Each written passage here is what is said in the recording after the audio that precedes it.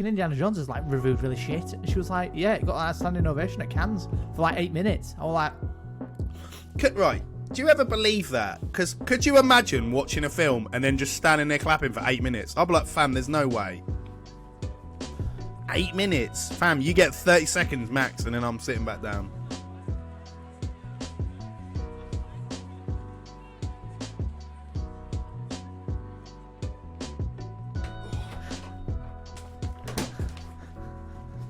I just fell off now before. Hello, and welcome to Code and Colour. Here we discuss things, all things animation, digital drawing, and video games. My God.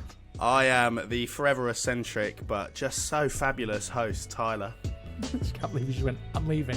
And No, Josh, we didn't just plan that 2 seconds ago. Who are you? I am Josh, I'm falling to pieces host. That was just such a random thing to do. I think we just keep taking it up a notch, don't we? Just see what we can do. I'm just going to jump through my window next time. Like, Superman in. You know? We're going to get this whole special effects unit where there's a car chase, planes like crashing. Jackass or something. When, running from bulls, it's like, hello, I'm Josh, welcome to Code and Colour. Welcome to Jackass, something like that, you know what I mean? So, yeah, how have you been? Good. Been doing a lot of drawing. Been trying to watch as much as I can with what time I've had, because I don't know if you know this. Have which you? I just said. Yeah, I just told you. 4 weeks tomorrow. It's tomorrow, actually. 4 weeks tomorrow. 4 weeks of Ren. I did manage to watch, I'm going to say a video game film. I watched Tron Legacy. You should have just not told us. Do you know what? The worst part about the whole thing is I watched Tron Legacy over 4 days because I just started watching it in any bit. Right, I've got to go sort it out. I need to start watching it. Right, I've got to sort it out. And you know what? For those 4 days, I can say it was engaging. You know? Well, it clearly wasn't that engaging, was it, Joshua? 4 days? That's atrocious, young man. But it was good. Enjoyed it. Did a bit of drawing. I drew a Denzel Washington. Of all the people to draw, I had a big... I mean, I've seen the picture. Very cool. Very random. Yes. Yeah. I kind of got a hankering to draw... I wanted to draw him like a character, like a caricature of him. I like it. But what I ended up going with was like a poster. Well, not like a poster. Like he's a scene where he's like firing a gun, which we'll push up here for our viewers, and it will be on our Instagram. Oh, lovely. And it's basically him firing a gun, and then I just went sort of cartoon realistic. So I just sort of started blending shades and sort of doing skin tones, and trying to get the creases on his jacket, doing his pistol, and he just sort of evolved. And I was like, this is really good. And I used a texture brush for his hair, so he's got little bits of fuzz sticking out where I've drawn, and it gives it that dynamic look. But it's got an undertone of brown, which is great. Love what about you? That. Yeah, I'm not too shabby, as always. What have I been doing? I have been doing, lots of drawing. But I will get into that in a minute. I've also been playing a lot of Zelda. Tears of the Kingdom is just fantastic. It continues to be so good. I'm loving it. It's just...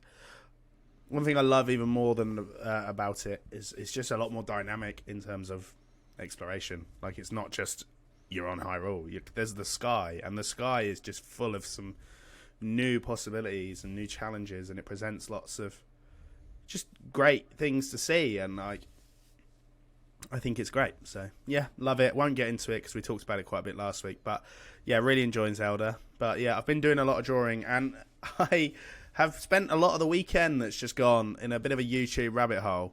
I decided that I just was unhappy with my drawing style and that I needed to evolve it.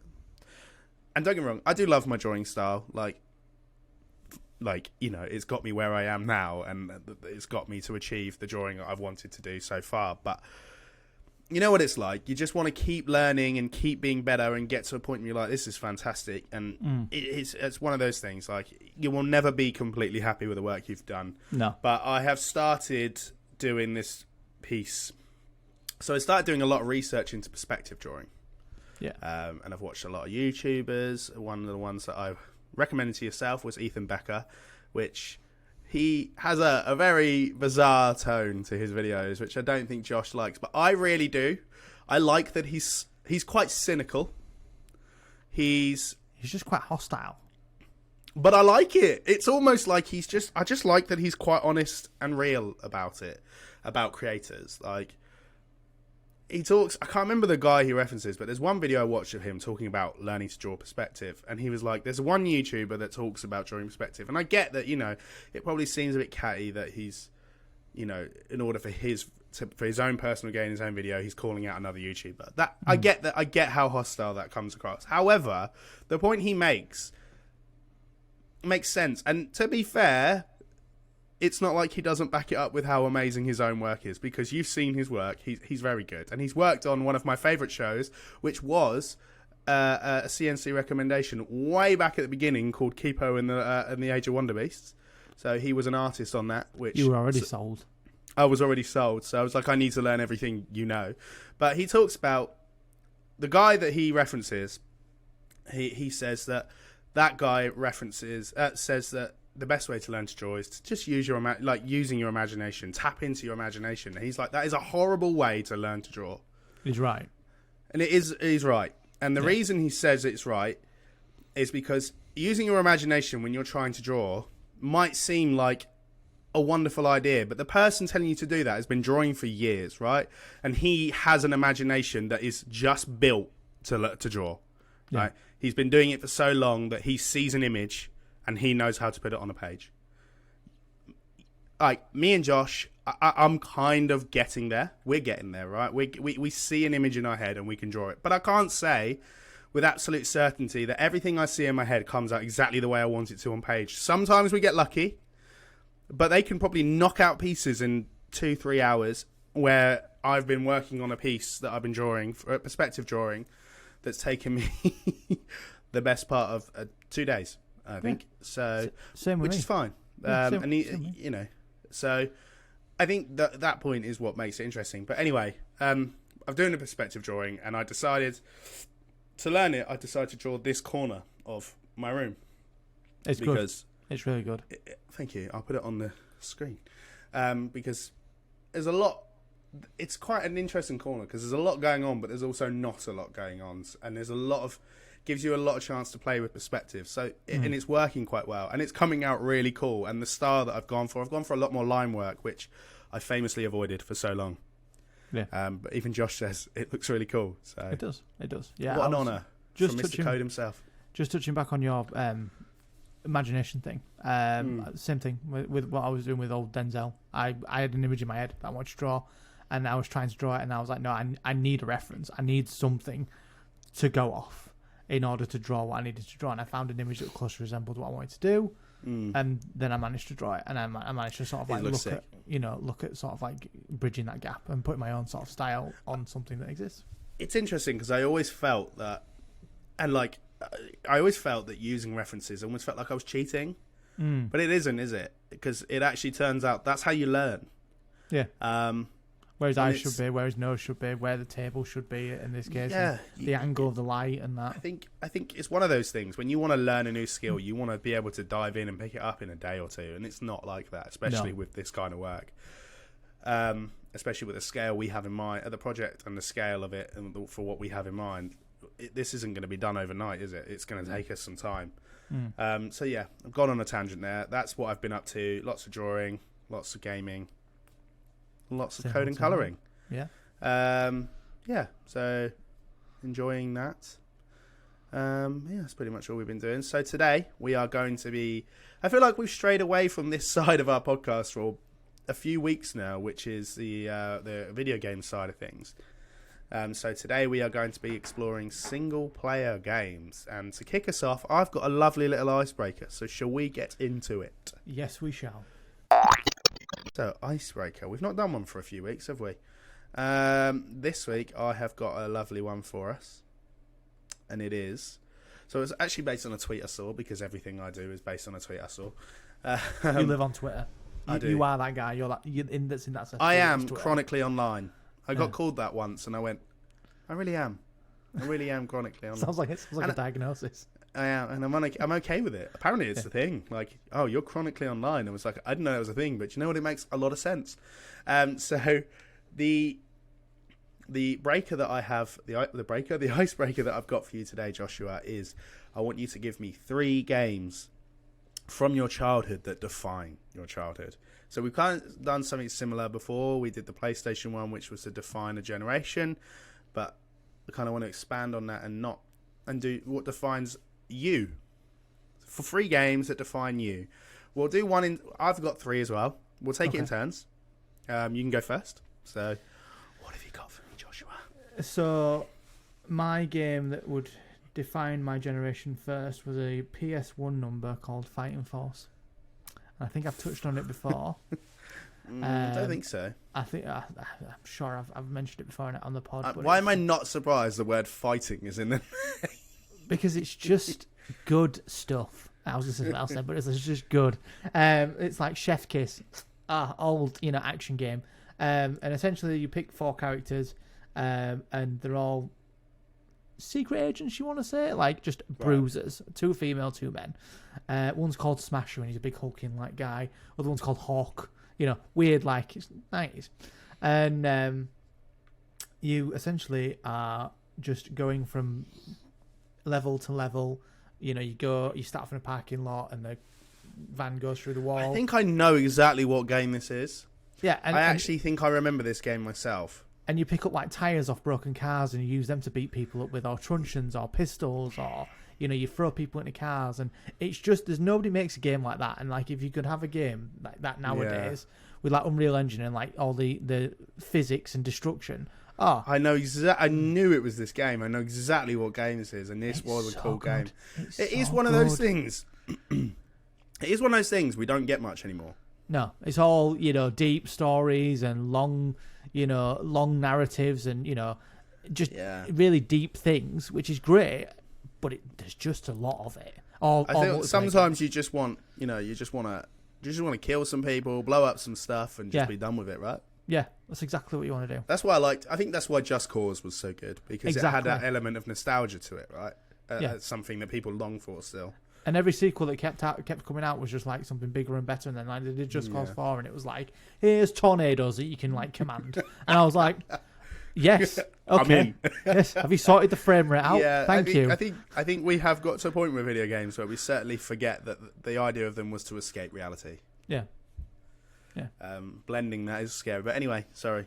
That was my first foray into games, and it's one of those games that stuck with me for years, and I'd love to sort of try and make it, and it'd just be so good if you could make it now. Every time you're like, I'd love to make that. I'd love to make it. Like I'm in a position like knowledge is just the thing that's stopping me, but if I just could be like tomorrow game developer, I'd be like, I'd just make so many games that just need to come back.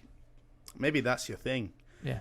Modern day nostalgic video games, those old style games that we just don't get anymore.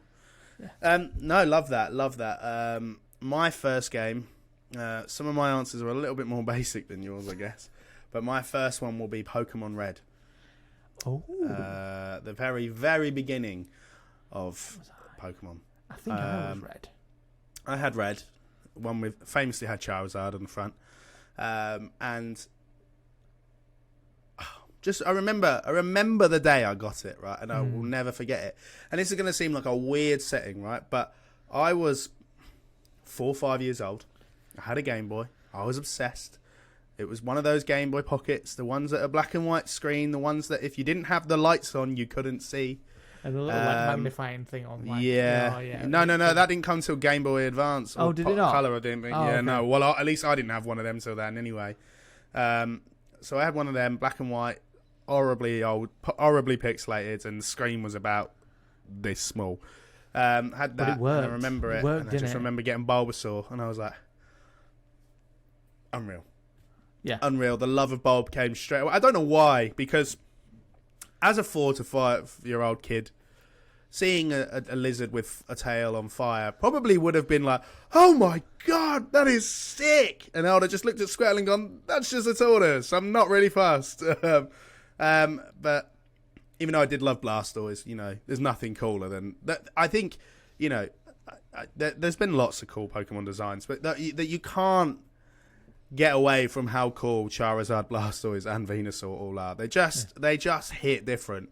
And I remember getting Venusaur and just being like, my big green boy, although my big black and white boy. Because do you know what's really interesting as well? And I think what's so funny is for years I didn't know what the colour of any of these Pokemon were for years, right? Oh yeah. Because they were in black and white, and we didn't have the internet like we have it now. Obviously, the only way I learned how a lot of these were is that I watched all the anime as a kid. Yeah, so I knew a lot of it, and I'd see I remember seeing Abra, and for the first time going, it's yellow. I was like, there's no way that's yellow. I was like, it's purple or something. I was like, what? So yeah, that for me. And I remember the day I got it. I was in a car park, and basically I was going. My friend's mum come to pick me up, and I was staying with them for the weekend. And mum went, "I've got you this, by the way." And she gave me this Pokemon game, and I was like, "Ah, love it so much." So yeah, that's my first game, Pokemon Red. I was listing off like what it could be prior to this, and I was like, Pokemon never even crossed my mind. I don't even know. And you know what? I'm sorry. I'm your friend, and I didn't just go straight to Pokemon. I'm curious. I'm going to ask you afterwards what you thought mine would come up. But, well, I thought it was going to be Zelda. I thought. I just told you prior to this recording that Zelda was not my thing. No, that's what I think. But that's what I thought it would be. I thought one of your picks would have been Zelda, and then we've obviously had a discussion to say that it wouldn't be a pick. But Pokemon, I never even. I thought you knew me, but considered. He's right there. I mean, he's right there. I know. I feel bad for it. I am sorry. So my second pick, and because we at Code and Colour make our own rules, there's actually 3. So. No, Josh makes his own rules. I had a rule that I'd set, and you'd gone, nah. So I'm gonna say the Elder Scrolls. Which one? Morrowind to begin with. Oh, these are not childhood games. I'm not having this. I was a child when this came out. I'll give you Morrowind, but Oblivion, you were what? That was 2006. How old were you then? 14. 15. I was still a child. You were. I can't drive and I can't pay taxes. I'm a child. So I'm going to go with... You were 1 year off doing your GCSEs, you muppet. To be fair, I did also have Skyrim in there, but Skyrim I think was later on. 2011, Josh. Fine. 2011. I'll go with Morrowind, and I'll go with You probably had BBM and were grafting girls at this point, so there's no way that in 2011 you're calling yourself a child. So... I'm thrown off now. So Morrowind is obviously my first foray into the RPG genre, and it was just mind-bogglingly great. Like, it hasn't aged well, I'll tell you that right now, but it's just... I mean, yeah, I know what you mean. I do know what you mean, but I still love Morrowind. I love the sound of Morrowind. I think Morrowind had one of the most fascinating soundtracks and just the sound effects I've ever heard in a game. You'd get off the boat and you'd be in Sedanine, was it? Was it the village? Yeah. Yeah, that's how ingrained it is. On the boat, on the boat. You'd go through, you'd make your character, and then you'd steal everything off that boat and then go sell it to the vendor straight away.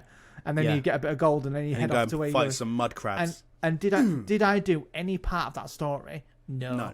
Could not tell you the story of Morrowind. I think I did exactly the same as you. I used to just kept getting on a transport and going to these random places. Yeah. Because obviously it was open world. Yeah. But it wasn't like it was now. Yeah, and like you'd get potions, and because it was like Bethesda and it was like really out there, you'd get a potion that would make you go straight into the sky, and you could run across the sky at like 200 miles an hour, and like you'd end up somewhere random, and you'd land on the ground and you'd be fine, and you'd be like, right, where am I? And you just wouldn't know. You'd be like, right, okay, and you'd have to navigate, find signs. I really like that in Skyrim they did a DLC that was a callback, and it was you went to Morrowind. Yeah. You went to a region of Morrowind. You didn't go to you didn't get the full Morrowind. I know. I would love to see Morrowind come back though. I know they've obviously done it in ESO, but it's not the same, is it? It's not, no. And like. But it's such a massive game. Like, I think it even dwarfs Skyrim, like how big it was, even in that day and age of how they brought everything together. It was just one of those things, and that was the little hook where I was like, is it Todd Phillips? Howard. Todd Howard. Todd was Joker. Todd Howard can do no wrong. Like, I can wait for Elder Scrolls 6. Is it 6? Yeah, I can wait for Elder Scrolls 6. And you can take your sweet time. And the worst thing is I'm not a Fallout guy. Like, I love Fallout. I like Fallout, but Elder Scrolls, swords, shields, dragons, giants, everything, mate, is my jam. Dragons are only in Skyrim, though, to be fair. Yeah, but the inclusion No, of I know what you mean. dragons and giants were great. Morrowind was actually nearly one of my games, but I was like, I shelved it because I kind of figured you might. To be fair, but it's a great game. I love Morrowind. It's such a good great. throwback. So good. My next one is my left field one, and it's Age of Empires 2. See, that came out of nowhere. I remember this game distinctively as a kid. I used to be obsessed with it. And you know what? There was a Star Wars one called Star Wars Galactic Battlegrounds, and I was equally as obsessed with that, but I never had it. My cousin always had it, so I used to love going to my cousin's house. And it was amazing. It was Age of Empires, but Star Wars. But we're going to go back to Age of Empires because I absolutely was obsessed with it. I just used to love it. I used to love making my own little maps, doing my own things. I used to just love being all these different factions, and you could just it was obscene. Why was I the Japanese samurai fighting the British Empire or some Indian warriors or something like that, or do you know what I mean? Or the Aztecs. It was obscene, but I loved it, and there's nothing like a good tactical game. Yeah, I love a good strategy. I used to play them with my strategy game. That's the one I was looking for. I used to play them with my dad. Did you ever play Star Wars Empire at War? Yeah, it was it came after Galactic Battlegrounds. Yeah.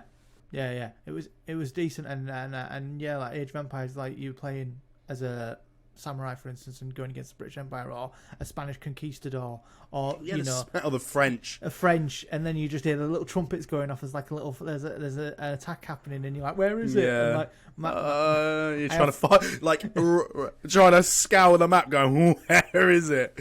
My dad had this tactic, and I never forget it. I was sat there and I was like, I'm building this army, I'm building things and this and this and this, and he'd send his little messenger dude that you get right at the beginning, the guy on the horseback. Yeah. And he'd go scouring around the map so he could find out where I am, and he found where I am, and then just unleashed this barrage of 200 people on me, and I was just getting a farm going. I was like, "What? How have you done this? How have you done this so quickly?" And he just melted me in about 10 minutes. I was like, "Some people are insane at it. Some people." Yeah. Go on and hit me. What's number 3? So these. So I'm going to be quick with these ones, purely because there is 2. Right. I couldn't decide. So just pick one. One is Gears of War. Obviously. Simply for the fact, when I booted that up on an Xbox 360 and saw the jump from original Xbox to Xbox 360, lighting, everything, it was the best looking thing. Last of Us looks great and everything, all the great things that we have now, but my little eyeballs could not comprehend the just epicness of what I was seeing on the screen. Yeah, I know what you mean. I do know what you mean. Yeah, and that for me was just this is the greatest thing I've ever seen. This is the jump. And I've never seen anything you see games now that are really well done, like Red Dead. The good games and good looking games are coming out. Yeah. But me, however young I was at the time, seeing this being this is the future right now. So that for me was the first Gears of War. And the other one, because I'm just a huge fan, was Dead Rising.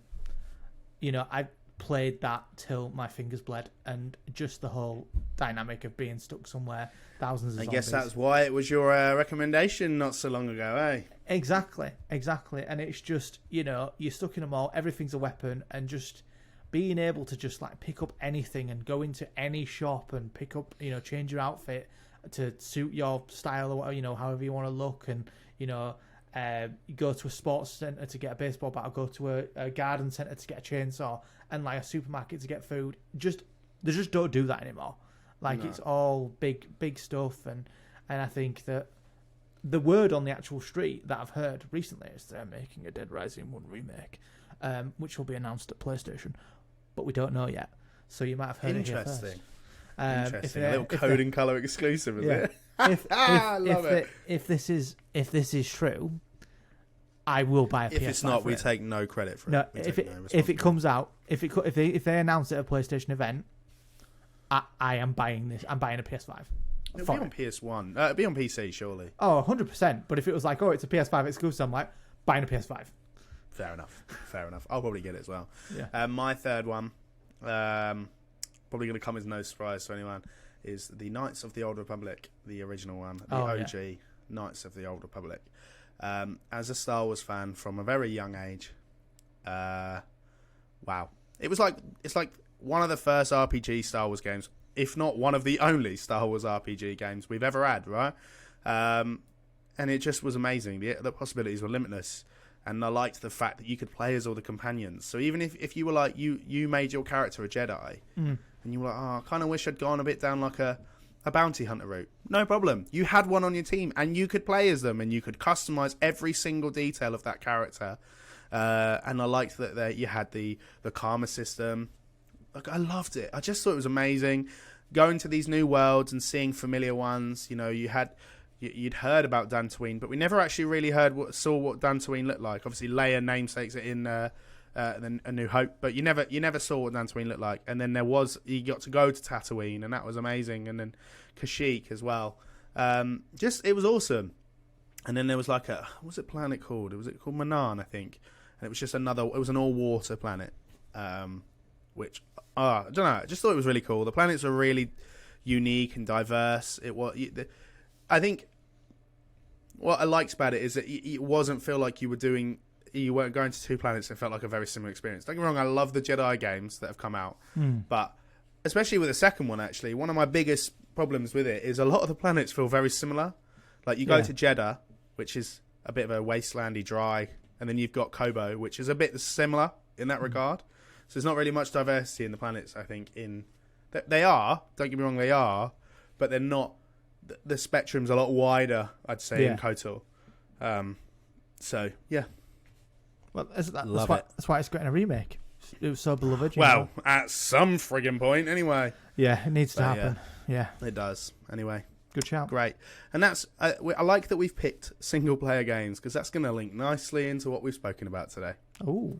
Shall we get into it? Speaking about it, yeah. Let's. Oh, Josh. How dare you steal my line? But yes, let's do so.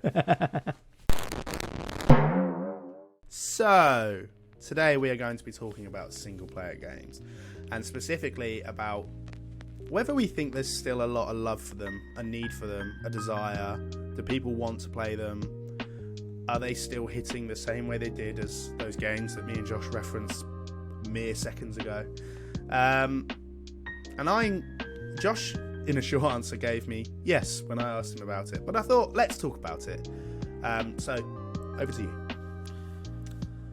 I think that single-player games should be at the forefront of everybody's imagination, and that multiplayer games should be a welcomed addition. I think if you are making a game, that you should have a story, and you should have an experience that shows your game as it should be.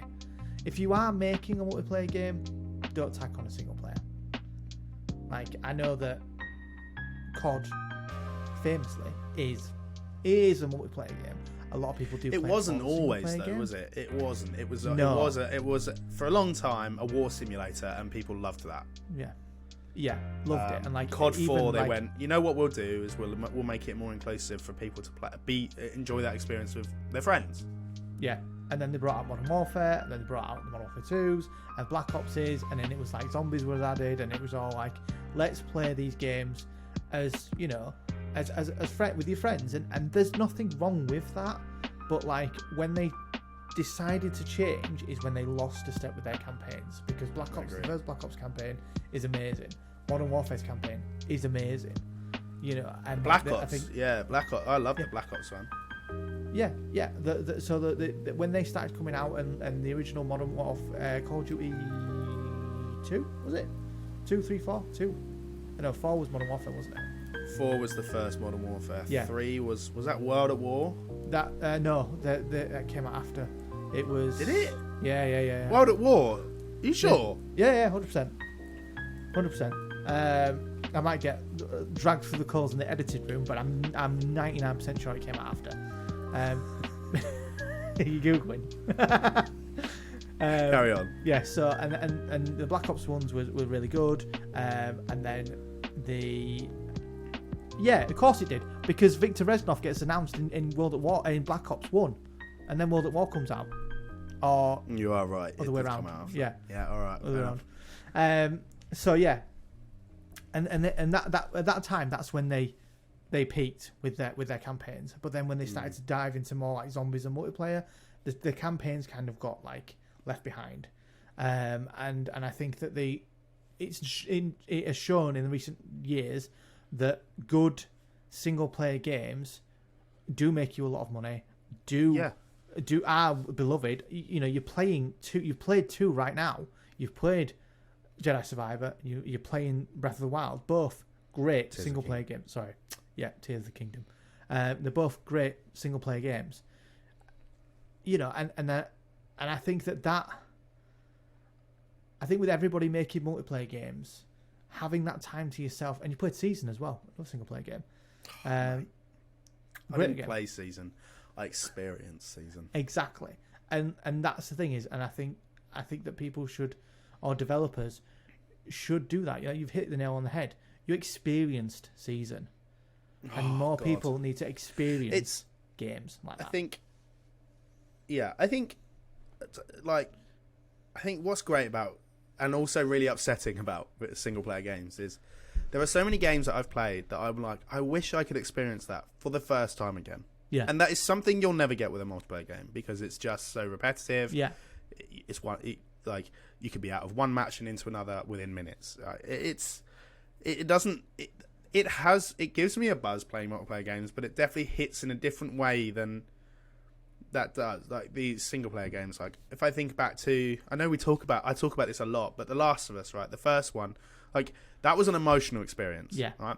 Or if I think of Far Cry 3, I was terrified of Vaas. Like he was an amazing villain, and he really helped elevate that story. I don't think Far Cry 3 would be what it is without Vaas, but these are characters that you only get in these experiences, and I think there's so many games that have come out in the last, even this year alone, right? We've had Jedi Survivor, we've had Tears of the Kingdom, Hogwarts Legacy. Last year we had Elden Ring, you know, games like Spider-Man, God of War, Ragnarok. All these sort of games have come out in the last few years, and they have just been mind-blowing. Like, yeah. And it makes these single-player experiences make me think back to those games that we played as a kid, like the first time I played Knights of the Old Republic, and looking at it going, whoa, look at this is fantastic. I've never seen anything like this before, and you play it now and it's a clunky mess, right? Yeah. Or the first time I played through the Halo campaign, I was like, oh wow, look at this is amazing. These or Pokemon, right? You know, it's what I truly wanted from gaming and will always want from gaming is escapism. To be able to be something I couldn't in real life. Yeah. To be able to be a Jedi or a wizard or an elf or a superhero or a Pokemon trainer, which is something I still want to be. One day they'll get the genetics right. One day it will happen. I can feel it, right? But and I think there's a far cry for them, right? No pun intended there. See what we did there. Fully intended that. But no, there really is. Like, there's so much. Like, people still want these experiences, and I think I treasure those a lot. I will always treasure those more than the multiplayer games I've played. Yeah, because it feels like it's tailored to you. Like going back, you know, to Morrowind, for instance, like booting up Morrowind and just experiencing that and doing my own thing and making my own choices and not having someone else there saying do this or go here or do that, you know. Wow. No one's saying do this. No one's saying be there. Sorry, that's all I can think of. No one's saying what I need to do, and for me, I didn't boot up Morrowind. I guess you could say you're free to do it all your own way. Yes, so bad. Booting it up and then and going through the ship like we did, you know, with the games at Divine Generation that we've just done.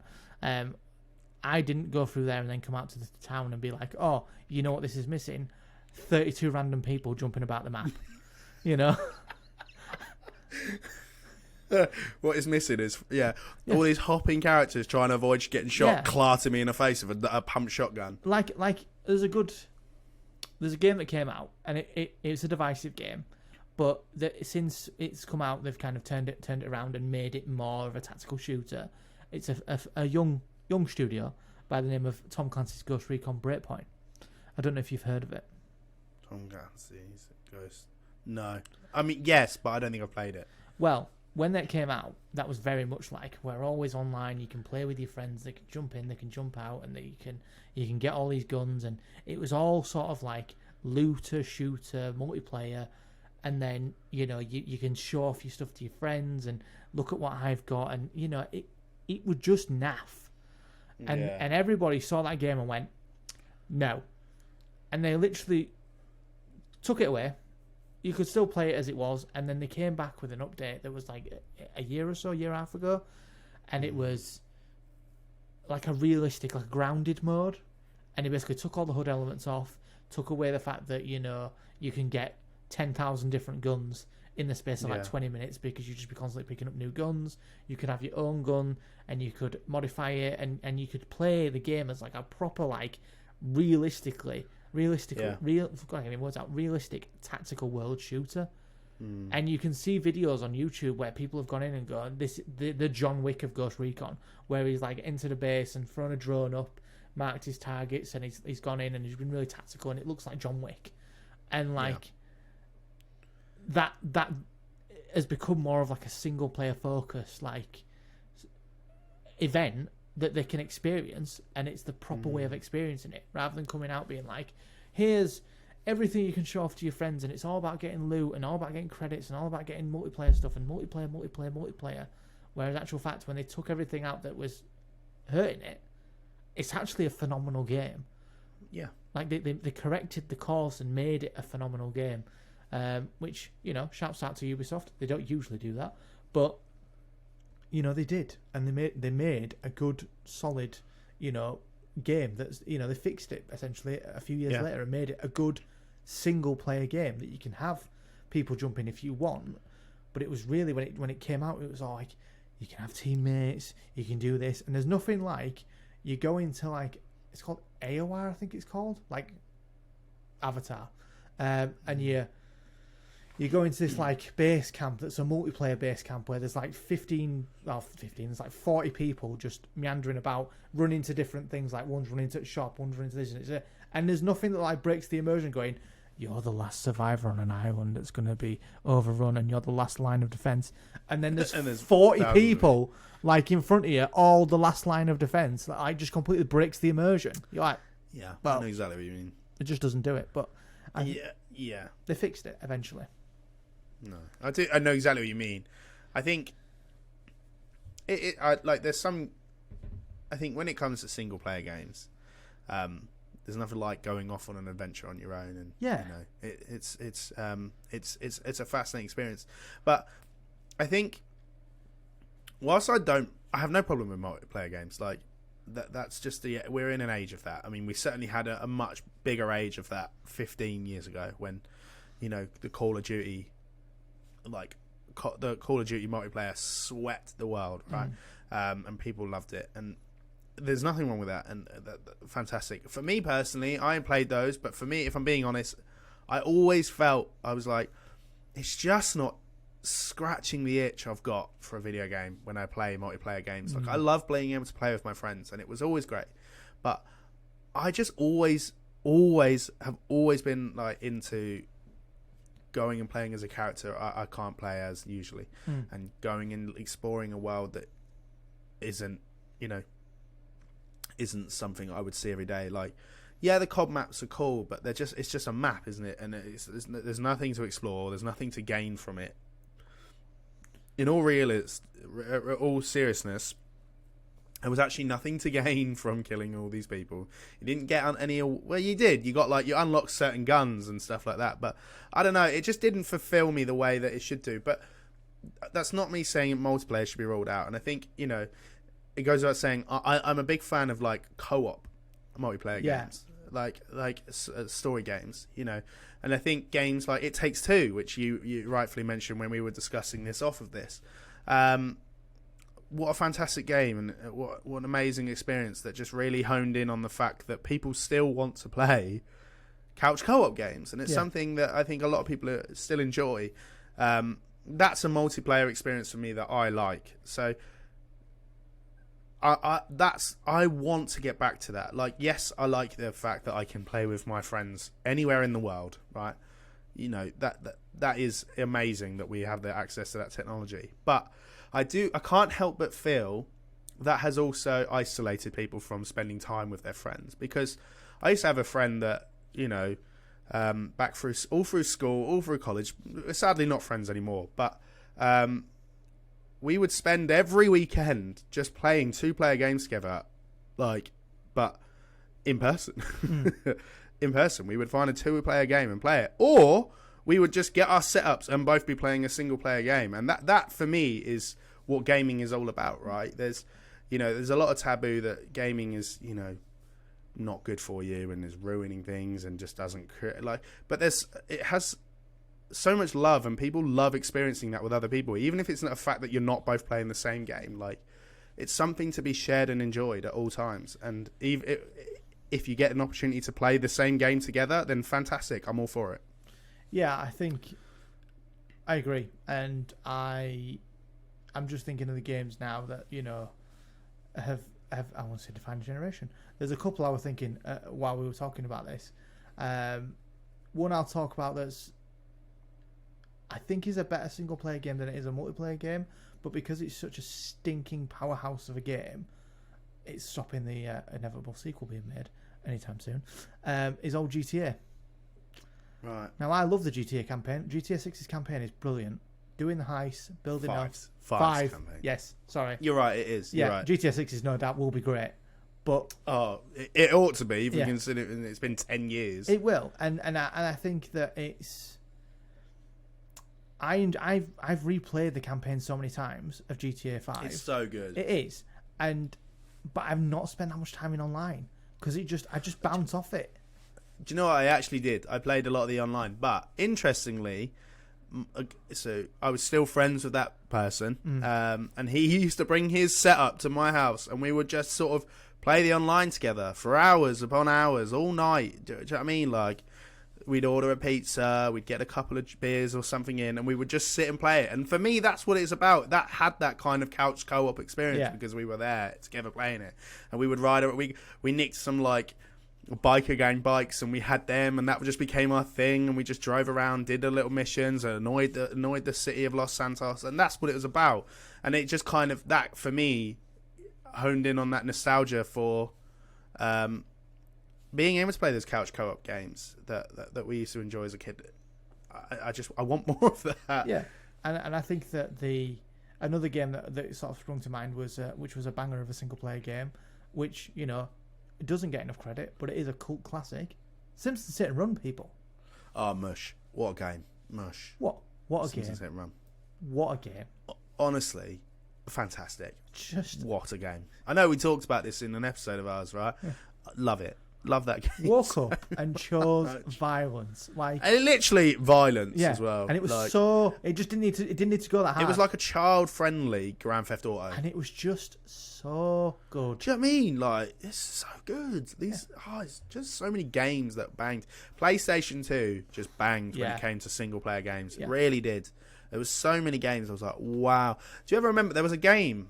I don't know if you remember it. Yeah. It was a Viking game called Rune. And it was on PlayStation 2. Oh my! I was obsessed with it, and my stepdad had it. Oh mate, honestly, you played as it was a level based game. It was just awesome. Do you know what, Josh?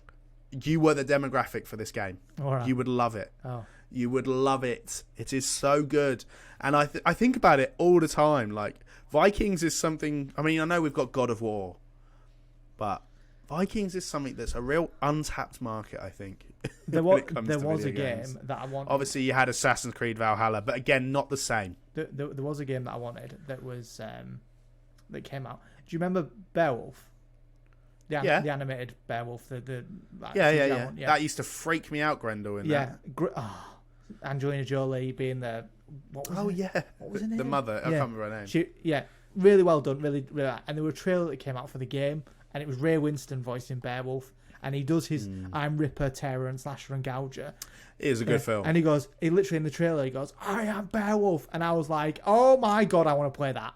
Was that a multiplayer game? No, that was a single player game. And that looked ferocious, and that just gripped my attention. Yeah. What I was going to ask you, as a good question, I'm saying a lot of because I'm trying to consolidate my thoughts. It's like it's okay. highway in my head.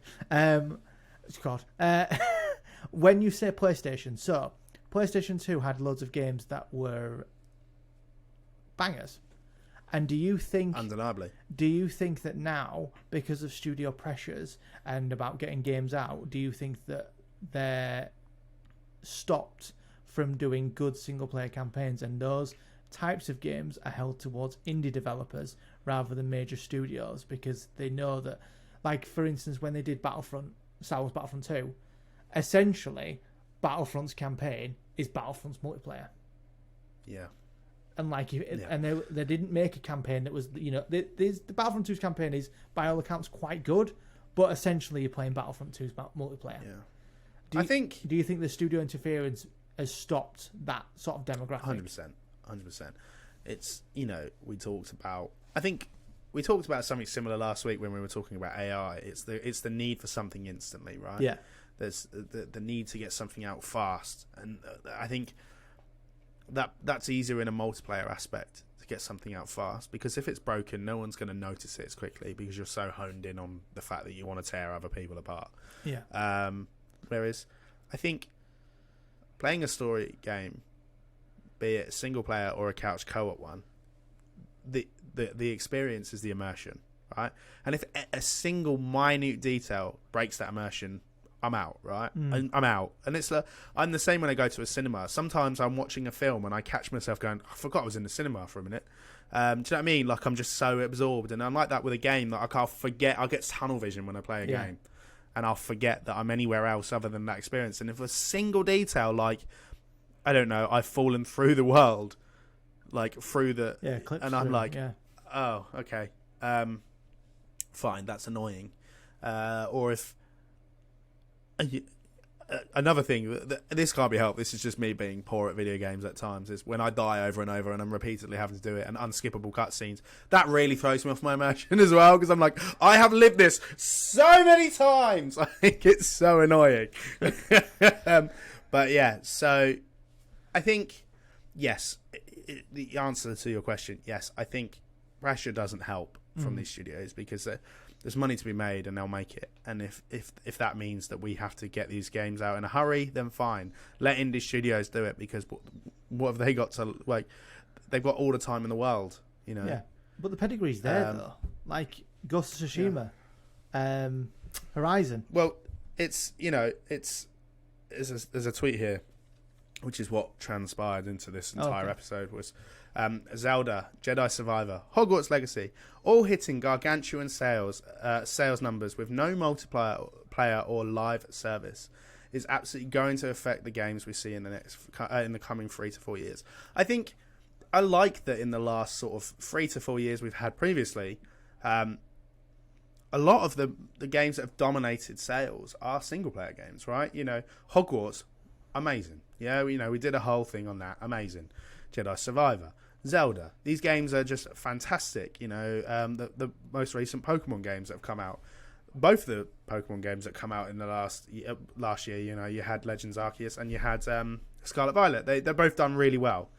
Those are the games that people love and that they want. And I think we are sort of drifting back into a single player demographic of gaming again. I think the age of multiplayer is dipping. There's not as much desire for it. We had Apex Legends that dominated the circuit for a long time, and that's phased out. Warzone is not as popular as it was when it first came out. Fortnite somehow manages to remain relevant, but that's because they get every pop culture relevant reference you can think of. So why would they not be relevant? And their demographic as well is young. Is for Fortnite. Yeah. And they know how to captivate their audience, and is working. Credit where it's due. They know how to captivate their audience.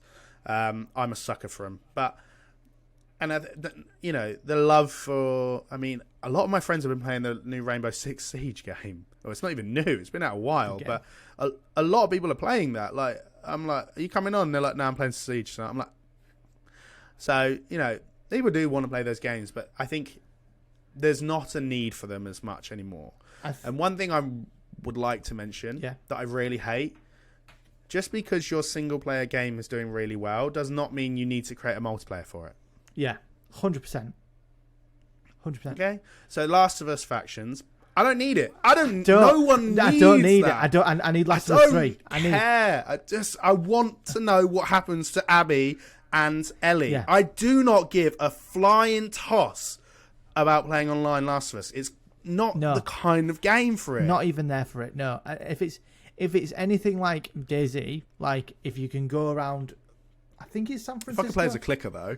Well, no. Here's what I'm thinking. If you can roam like an open world like San Francisco, find supplies and survive, I'm there for it. If it looks like Last of Us and you can survive and you can dodge dead encounters and you've got other people trying to kill you that's in the map, great. I'm there for it. If it's just shooting each other, two factions shooting each other, the Fireflies and I don't know, get in the bin. Fedra. No, boring. Move on. Thank you. I do think as well, off the top of your how video games are going to change, they have already started because Suicide Squad Kill the Justice League is coming out and has been delayed yet again because it's a live service always on game, and with that comes as soon as they turn the servers off, you can't play that game. Yeah, see, I don't like this because it's the same with Jedi Survivor. Ooh. And it was a big issue for me because so I had Fallen Order on the Xbox Series S. Bought, paid for, it's mine. I own the game. But I then went and stayed in a hotel for when we were at our old job, Joshua. Yep. And I took my Xbox with me. And I thought, I've got nothing to do. I'll put the Xbox on. But because I was in a hotel, I couldn't connect to the Wi-Fi. I was like, oh, okay. Guess I'm not playing Fortnite. I'll play Jedi Fallen Order. Couldn't play it because I wasn't connected. Because I needed the internet to play the game. Yeah. And as soon as why? When they turn them servers off, you can't play that game again either. This is exactly what I was saying the other week, right? Why do I need an internet service in order to play your game? That is an obscenely stupid marketing or just feature that just shouldn't exist in a game. Well, I don't understand it. I get that most people have Wi-Fi. Yeah. But what if it's I know it's a really what if you've just moved into a place, you've got nothing else to do, and your Wi-Fi is not going to come for another week? I can't play anything because I've got no Wi-Fi. Yeah. That's insane to me. And that's what happens with the Suicide Squad Kill the Justice League. Everybody looks at that and went, no. It's a dumb concept. And well, the actual concept of the game, I'm for it. You know, if Suicide Squad. Yeah, no, the story. I'm here for it. Completely there for it. But when you look at it, you just go, this is a multiplayer looter shooter. This is not like Arkham Knight, Arkham City, or Arkham Asylum, which is what they've made their name on. And I wanted more of that. You know, if you wanted to make a Suicide Squad game where you play as one of the Suicide Squad and you are trying to kill the Justice League in an open-ended Gotham and Brainiac's attacking, great, that's fine. But what you've made is an always online multiplayer game that is for no one. Your game's dead on arrival, and you've been working on this game for like 8 years, 9 years. What's the point? Yeah. What's the point? Just make a good single player game, because that's what you made your name on. And don't make it that I have to have an internet connection in order to play the game, because that's stupid. I think that is so stupid. Yeah, I think as well that with the single player games as well, not having the always online kills your single player game. Why? It also doesn't make sense for Jedi or Fallen Order because there's absolutely no need for it. There's nothing that you can get from being online. Yeah. Nothing. Like, don't get me wrong, fine if there's some character packs or some skins that you can download, but why? That should be my choice whether I want that or not. It shouldn't be forced. I shouldn't be forced to have an internet connection in case they decide to put something like that available for me to download, which is still at my own, decision. Yeah. Makes no sense. It's just bizarre. So I think the takeaway from this is single player games are awesome. Couch co-op games are awesome. multiplayer games. You had your run, but I think it's time to pass the baton back to single player games because we want them. The ones that are out have proved that people still want them. And I think when you reflect on the games in your childhood, such as me and Josh, I don't think we actually. I mean, Age of Empires, kind of, but So there was a. It had its, it was a multiplayer game, but it was also a single player game. So, and I used to love playing it for hours on my own. The campaigns were always fun. Bring that back, man. Bring that back, and stop making it that I need to be online to play your sodding game. All right, Josh, what's your CNC recommendation? You know what? I've been racking my brain trying to think of one, and I'm going to go ahead with it. Skyrim. Skyrim is my CNC recommendation. That's such a cop out. More people need to play it. No, they don't, Josh. No, they don't. No. Everyone has played Skyrim. Everyone has played Skyrim. Well, I had another one, but it was too old.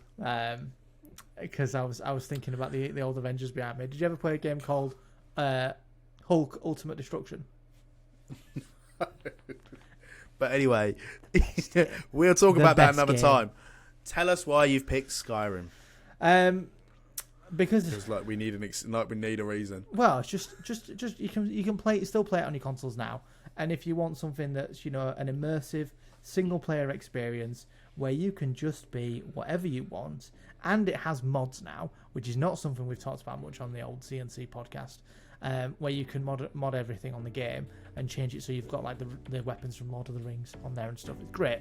It's just a good old fashioned story. Well, it's a person based experience. You go out, you build your character, and you just go find your own story. And I think with what we do, find your own story. What we do here, where we it starts with a drawing or we draw our own thing, is using your imagination and finding your own happiness. And I think Skyrim is a good key to that.